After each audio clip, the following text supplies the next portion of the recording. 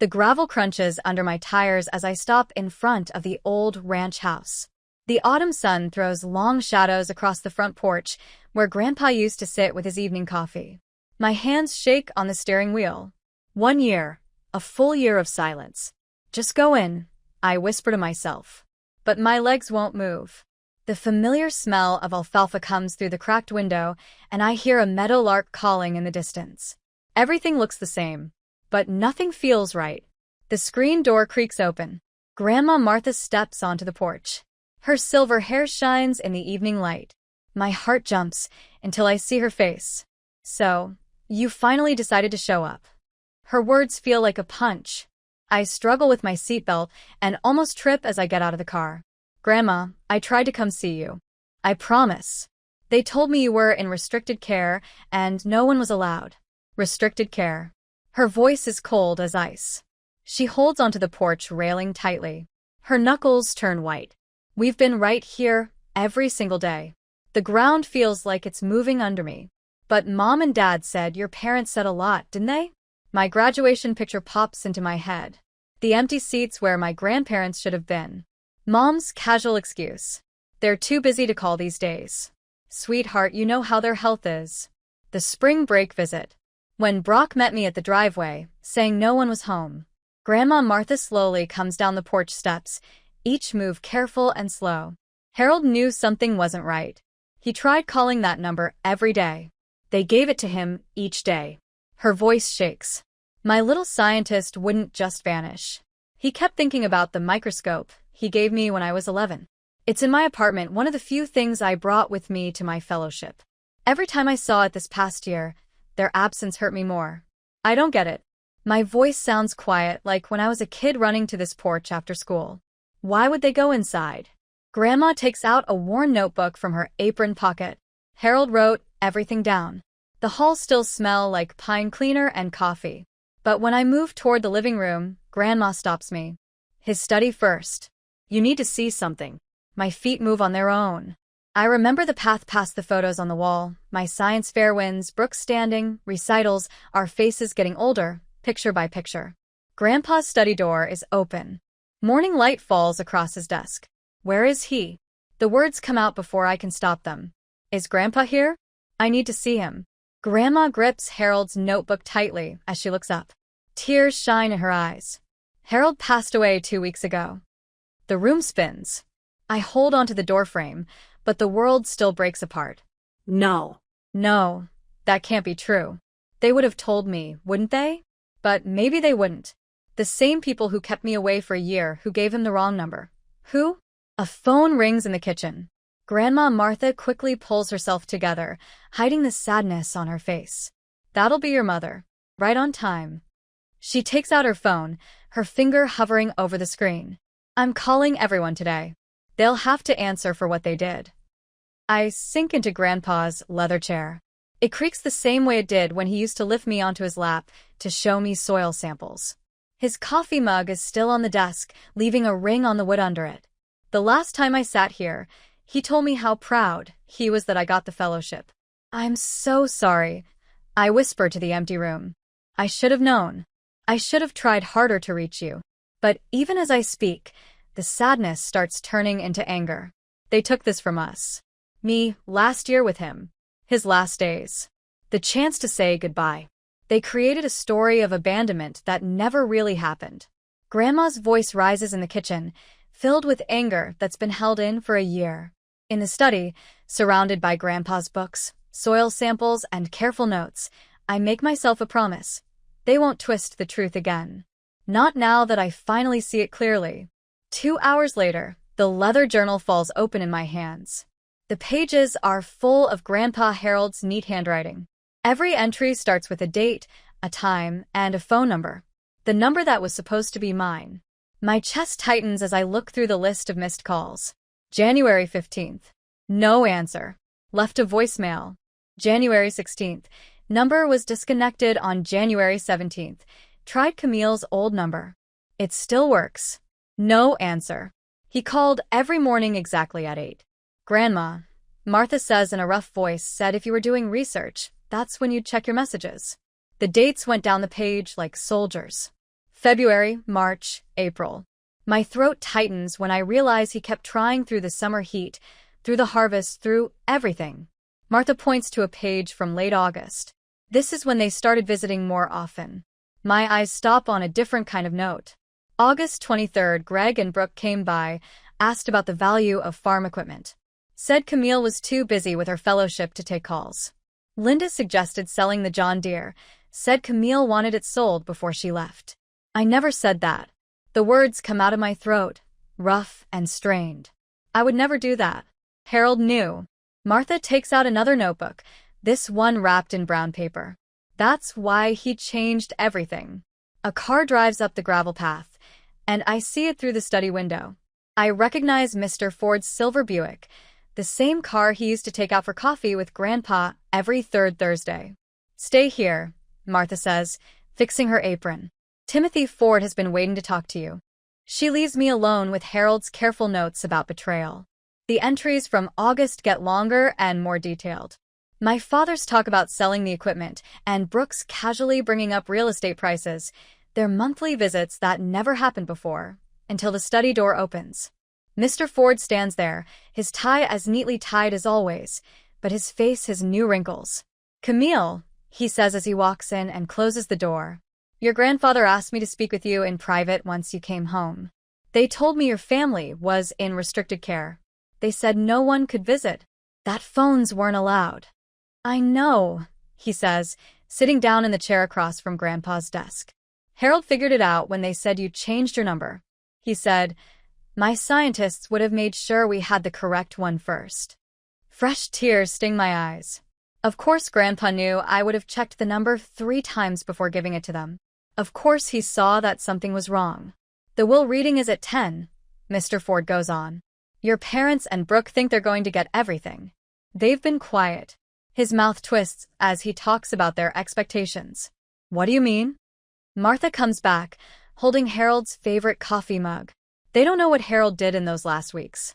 Mr. Ford takes the coffee and nods. Your sister is named executor in their minds.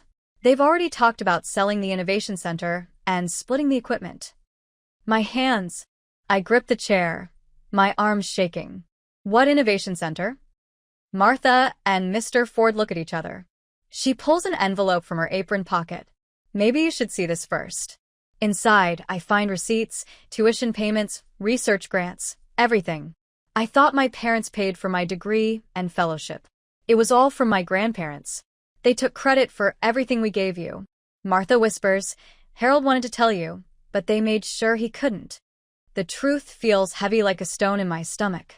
Every rude comment about my expensive education, every guilt trip about family sacrifice, it was all based on lies. I notice a familiar case on the shelf behind Grandpa's desk. The microscope he gave me when I was 11. It's twins sitting in my apartment, but this one has a note tied to the handle with twine. My hands shake as I open the paper. Harold's handwriting is shakier than in his journal, but still clear for when my scientist comes home. The microscope shines in the morning light, its brass parts polished like he's been keeping it ready, waiting, believing. Gravel crunches outside again. A car door slams, then another. That must be them. Martha moves to the window. Let them talk first. Harold always said that guilty people can't help but give themselves away. I look down at the journal in my lap, and then at the microscope. That shows he never stopped believing in me. My hands are steady for the first time since I pulled into the driveway. My mind feels clear. Let them come with their lies and excuses. Let them think they still control the story. Grandpa taught me more than just science. He taught me that the truth shows itself if you look closely enough. And I've learned how to watch very, very carefully. The screen door bangs against the frame. My sister's heels click across the porch, stopping when she sees me. Brooke's mouth drops open, just right. Her lipstick makes a bright red, oh. What is she doing here? The words cut through the cool autumn air. I hold the porch railing, looking at myself while memories flood in, places where she never showed up. Empty seats at graduation. Lies about no one being home during spring break. The wood feels strong under my fingers. It keeps me steady in this moment of truth. Mom and Dad appear behind her. Their faces change quickly from surprise to fake smiles, faster than a corn harvest after the first frost. Mom opens her arms wide. Her fancy perfume surrounds me as she comes close. "Darling, we've been so worried," she says, her voice full of fake sweetness. "Honey, you never answer our calls." Dad stays back, his jaw tight under his silver hair. His eyes look around carefully, like he's checking for crop damage after storm. "This is a family matter, Camille. Maybe you should wait outside." The old me would have backed away. The old me lived to get their approval and judged my value by the little attention they gave. But Grandma's study still smells like his coffee. His journal is in my pocket, full of truth. I am exactly where Grandpa would want me to be. My voice sounds steady, surprising me with how strong it is. Grandma Martha's hand rests on my shoulder, warm and steady like summer soil. "Harold asks specifically that everyone be here." The sound of tires on gravel breaks the silence. Mr. Ford's silver Lincoln pulls up, and the mood changes like a weather gauge before a storm. Dad straightens up. Mom's smile stops. Brooke twists her pendant nervously, a habit from childhood she never stopped. The living room fills with sharp pain. Grandma Martha sits in Grandpa's old armchair, her silver hair shining in the light. I sit on the sofa next to her while my parents take the love seat, saying it's broken, sitting between them like a prize hen. Mr. Ford takes off his reading glasses and carefully cleans them. The leather folder on his lap holds more than just papers. It holds a year's worth of lies that will break Harold Jensen's last will and testament. His voice fills the room with calm power. The will was signed 2 weeks before he died, with witnesses and a notary, following Nebraska law. Mom leans forward. Pearl's ring shines in the light. "We all know what Harold wanted. He talked about it with us many times." "Did he?" Grandma's voice is cold like frost on a July cornfield. By the way, if you're enjoying this story, don't forget to subscribe to the channel so you never miss an update. Alright, let's get back to the story. Mr. Ford starts reading the will to support the ranch for life. It goes to Grandma Martha. No surprise shows on her face because she has known all along. Then the big decision is for my granddaughter, Camille. I give her the Harold Jensen Agricultural Innovation Center, including all patents, development, funding, and research facilities. The room bursts with reaction. Brooke jumps up, her face turning red under her perfect makeup. "You promised me everything." "I did what you asked," she says. Dad grabs her arm, but the words hang in the air like smoke after lightning. Mom's face goes white, then red, then white again. Mr. Ford goes on with the rest of the estate. Their shares will be split equally between Camille and Brooke Jensen. "This is ridiculous." Dad's voice booms through the room.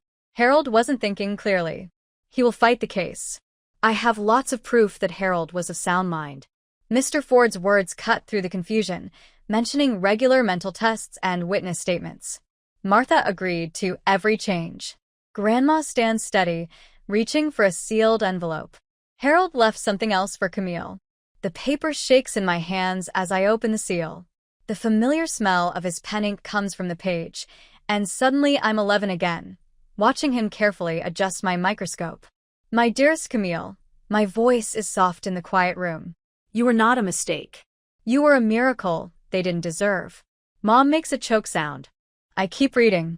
"I saw your scientific mind grow when you were barely tall enough to reach my lab bench, while others pushed you aside. I watched you become exactly who you were meant to be. The hardest part wasn't dying. It was seeing how they treated you differently, knowing I couldn't stop it without making things worse." Brooks's mascara runs like black rivers down her cheeks. "You don't understand. They said if I kept you away, if I helped them, at least I was honest about how I loved him." The words feel like truth on my tongue. "You have to sign it over." Mom's voice gets sharp, like an old water pump that needs oil. "We're your parents. We gave you everything." "No, Grandma." Martha's voice breaks through the noise. "Harold and I paid for all of Camille's education. Every penny. You never spent a single cent on her future." The silence spreads like shadows over a winter field. Then Grandma reaches into her apron pocket and pulls out something small and black. Harold didn't just write in a journal. She placed the voice recorder on the coffee table, her arthritic fingers steady and sure. He understood exactly what was going on and made sure there would be proof. The late afternoon sun shone through the windows, casting the room in a feeling of judgment. In the distance, a meadowlark sang the same song. It seemed to say, when I first arrived at the ranch, I thought I was the one who stayed away. I look at my family, really look at them. Mom's careful smile. Dad's barely held back anger. Brooke's tear-streaked face. The truth stands between us like a fence. Some walls can never be fixed. Grandma's finger is ready to press the play button. And I understand that the real inheritance isn't in the will. It's the power to finally decide what happens next. The small recorder in Grandma Martha's hands looks harmless. Just a simple black rectangle. No bigger than a deck of cards. But when she puts it on the oak coffee table, the room goes quiet.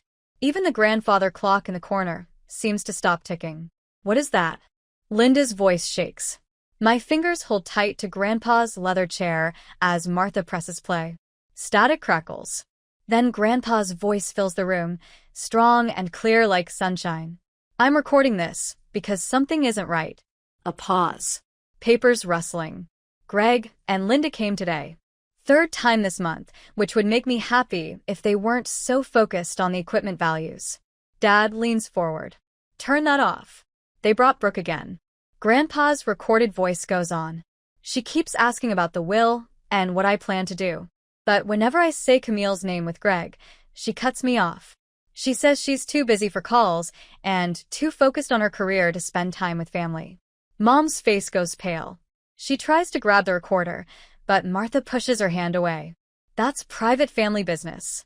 Dad's voice fills the room. You can't record people without their permission. It's illegal. Mr. Ford clears his throat. Actually, Nebraska is a one-party consent state. Since Harold was part of the talk, he was allowed to record it. The next recording starts. Brooke's voice sounds sweet but cold. Grandpa Camille hasn't even tried to visit. She's different now, only caring about herself and her fancy fellowship. Mom says she hardly calls them either. My sister's head snaps up, tears already coming. He misunderstood me. I was just worried about saving it. The words cut through her act. I'm surprised by the strength in my own voice. You gave me the wrong number. Told me they were in restricted care. Turned me away at the driveway. Another recording plays Dad again. The market for farm equipment is at its highest, Harold. If we sell now, these don't make sense. Mom stands up, hands shaking. Harold got confused near the end. Because of his medicine. Harold Jensen was sharp until his last day. Martha's words snap like a whip. Sharp enough to know exactly what you were doing. How dare you talk about sacrifice when you lied to a dying man? The recordings go on, one after another. Every visit, every trick, every lie. All carefully told in Grandpa's calm voice. My parents and sister get smaller with each truth, their fake smiles falling apart. Get out. Martha's order leaves no choice. Get out of my house. Dad steps toward me. I am still your father, he says. The laugh that comes out of me has no happiness. Then act like one for once. They pack their things quickly and angrily. Brooke stops at the door, mascara running down her face. You'll regret choosing them over family. I'm finally choosing a family, I say. The truth feels heavy and strong inside me, like solid rock. Real family. The door slams behind them. I watch them go to their cars through the window. No control left, no story left to change. The sound of gravel fades away. Martha hugs me, and I lean on her for support. You did well, child. Harold would be proud. Mr. Ford picks up his papers and explains the extra protections Grandpa added. He knew they might try to fight the will, but your grandfather was careful and wrote everything down. There were many witnesses and regular mental checks. They won't get far with their legal fights. After he leaves, Martha and I walk around the property. The autumn wind blows her silver hair. Somewhere, a meadowlark calls, the same one from yesterday, maybe. It feels like it has been waiting for this moment to see something special. Martha leads me toward the Innovation Center. Her steps are steady even though she limps. The building smells like metal, earth, and possibility. Martha points to a shelf full of leather notebooks. Harold's research journals. He saved everything. I take one down, and a paper falls to the floor. My childish handwriting covers the page, a drawing of a solar-powered irrigation system I made when I was 12. But below my rough sketch are Grandpa's careful notes, detailed improvements, calculations, real uses. More journals show the same thing. Every idea I ever told him, every wild dream, he had been working on them all. Not just pretending to listen to a child's imagination, but growing it, believing in it, in me. My eyes fill with tears as I follow his handwriting. Martha's hand rests on my shoulder, warm and steady. "What do you do?" she asks softly, giving trust instead of money. The answer shines bright like the sunrise. "You build something worthy of it." I close the journal and hold it close to my heart. Outside, the wind has stopped. The meadowlark's song is clear and true across the autumn fields. Tomorrow, there will be lawyers, threats, and gossip in the community to face. But today I stand in my grandfather's dream house, surrounded by proof of his faith in me. And I know exactly who I am. His little scientist. Finally home. The next day, a legal notice arrives in a clean white envelope. Mr. Ford's secretary puts it on my desk without saying anything. My stomach tightens as I read it. Estate of Harold Jensen. Notice of contest. The words blur before my eyes, but some phrases stand out like accusations. Undue influence. Mental incapacity. Fraudulent manipulation of a vulnerable elder. A photo of Brooke fills the corner of the local newspaper. My sister's tears look real. Her perfectly styled hair frames a face of planned grief. All I wanted was to honor Daddy's wishes. The headline quotes, but some people took advantage of his confusion in those last days. The article causes many calls to the ranch church. Ladies with worried voices ask Martha direct questions about Harold's final weeks. Their worry sounds real, but the gossip under it spoils every question. "Your father is on line 1, Mr. Ford's secretary says." Her face stays calm, but her fingers tap on the doorframe. "He says it's urgent." I let the call go to voicemail. 2 days later, I get a notice for an emergency meeting. It's at Dad's law firm downtown. Neutral ground for their last move. I spend an hour picking my outfit. Charcoal pencil skirt, clean white blouse, grandmother's pearl earrings, my professional armor. At 1 p.m., Mr. Ford meets me in the lobby.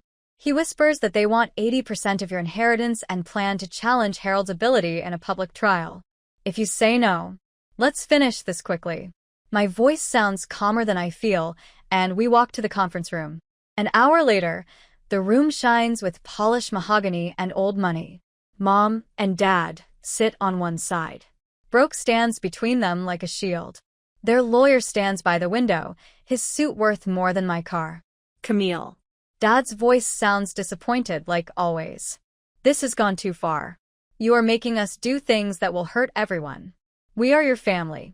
Mom nervously touches her cross necklace. "No matter what you think happened or what Martha told you about those last weeks, don't believe it." The word comes out sharp. I put my briefcase on the table. The sound of the latch clicking is very clear in the quiet room. "You left us," Brooke says quietly. "You never called. Never came to see us. And now you want to take everything." I take out 3 manila folders and put one in front of each of them. The paper feels cool and smooth under my fingers. "Before you go any further," I say, "you should know what is inside these." They open the folders. I watch their faces as they read. Dad's confidence breaks. Mom puts her hand to her throat. Brooke's tears finally become real. That's the transcript of Harold's recordings. My voice stays calm. He recorded everything. Every visit where you pressured him about the will, every talk about changing his medicines. Every phone call where you lied about me. More papers slide across the table. Bank records showing my education was paid by Harold, not you. Emails from broken Dad about how to deal with the old man. The nurse's notes about changes to his prescriptions without permission. You can't prove Dad starts. I can prove all of it. I look into his eyes. The recordings aren't just with us. They are kept safely with instructions for when to be released. If anything happens to Martha or me, or if you go ahead with this lawsuit, Mom's fingers will crush the papers. You planned this. You tricked him into it. You planned this. The words feel like victory. He knew exactly what you were doing. Every visit, every lie, every trick. He recorded it all. He just waited to see if I would come home before he died. You want to destroy us. Brooke's mascara runs in black streaks.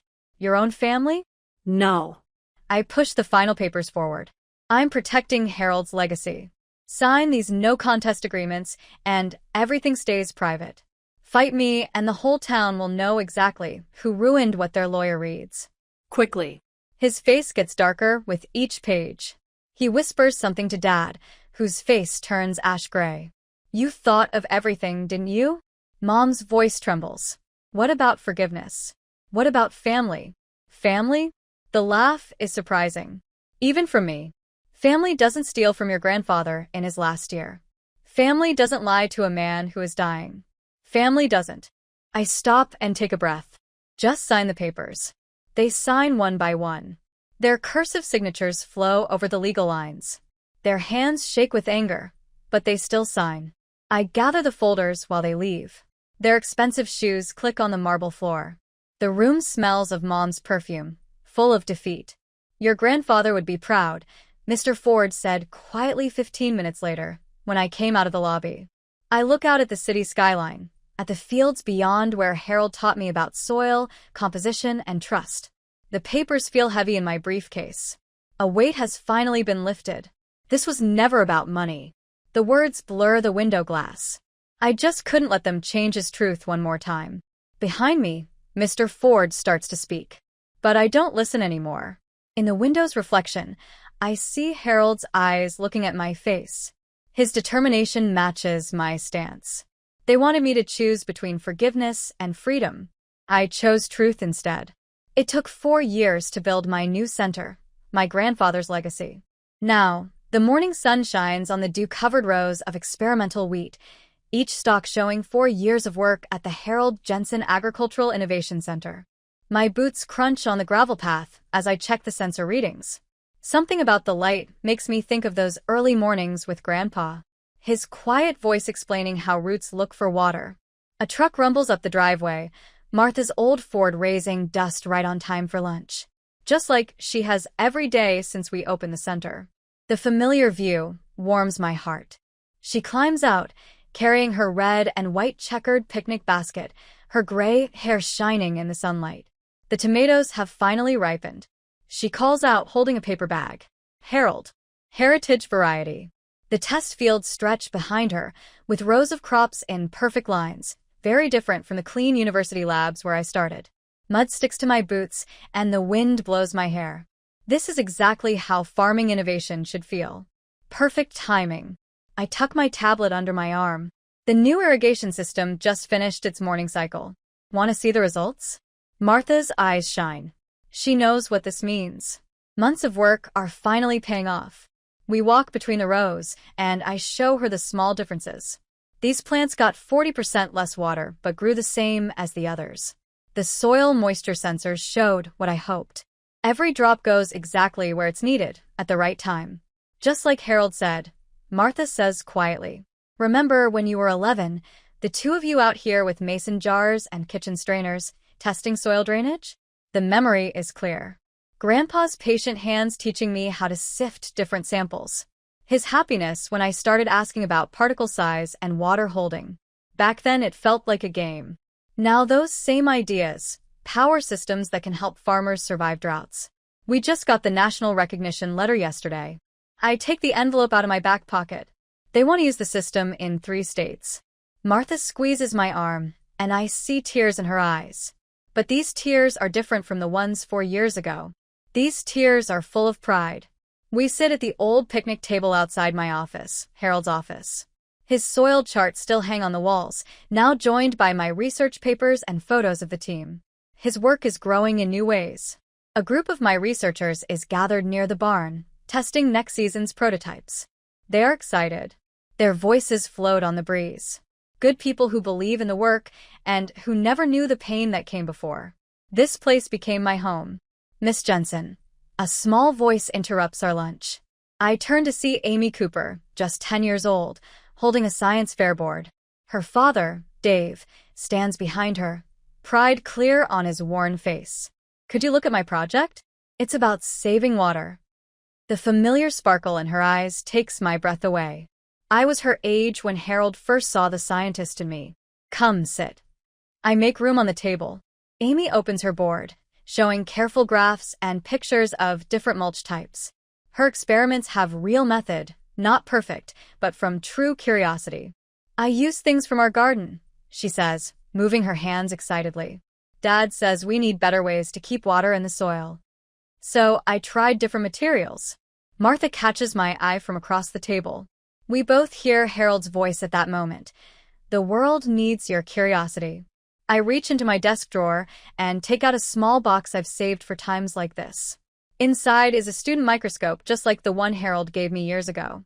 Every scientist needs the right tools. I handed her the box. This is how I began. Amy's eyes get big as she opens it. Her father tries to protest, but I shake my head. The only rule is that you use it. The world needs people who ask questions to make things better. After they leave, Martha and I walk around the property. Our evening habit. The setting sun turns the research fields golden, and above, the first stars appear through purple clouds. I told her, I found something this morning, as I reached into my pocket. In Harold's old files, there was a photo of 11-year-old me in our backyard soil, with messy pigtails and lab hair, looking into that first microscope. Harold's handwriting was on the back. My little innovator will water the world. Martha gently traces the words with her fingers. He saw you so clearly even then. My throat tightens, but not from sadness. It feels something deeper, warmer. Sometimes I wonder what he would think of all this, the patents, the research teams, the worldwide attention. Oh, he would love it, Martha laughs. But mostly because you built it your way. Not to prove anyone wrong. Just proving him right. The Innovation Center stands dark against the sunset, its windows glowing from researchers working late. Tomorrow, contractors will arrive to build the prototype facility to mass-produce the irrigation systems. Next month, the first units will be sent to drought-hit farms in 3 states. Harold's dreams grew bigger than he ever imagined, carried forward by soil, science, and curious study. I think of Amy's bright eyes, Dave's proud smile, and my team's hard work. The family I chose. The one that grew naturally like grass after rain. No forcing it. No pretending. Some families only love you if you act the way they want. I tell Martha, watching the lights turn on across the research fields, real love lets you be yourself, even if it makes them uncomfortable. She holds my hand tight, and we stand together in the dark that is coming. Far away, a meadowlark sings its evening song. It's the same song I heard that day. When I first came home, I thought everything was broken. But I didn't know I was going to find something whole.